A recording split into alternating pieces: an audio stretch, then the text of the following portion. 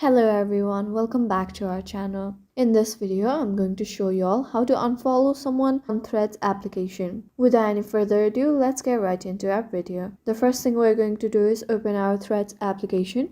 Once you have opened your Threads application, here as you can see, you'll be on the home page. There are two different methods from which you can unfollow someone. The first method that you can use is simply tap on the search bar that is located right beside the home icon.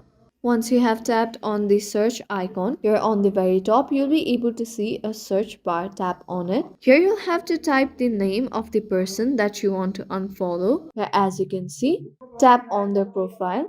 And here I have followed this account. Here on the following option, the following button, you can simply tap on it, and as you can see, you have unfollowed that person. That was the first step that you can take in order to unfollow someone. And the second option that you can take is go to your profile page, tap on the profile icon that is on the below. And once you're on your profile page, here as you can see right below your bio, there is the followers option. Here you'll be able to see how many followers you have. Tap on the followers option, and once you have tapped on the followers option, right beside the follower option, you can see following. Tap on following. After that, here you can search the name of the person that you are following. Tap on their profile.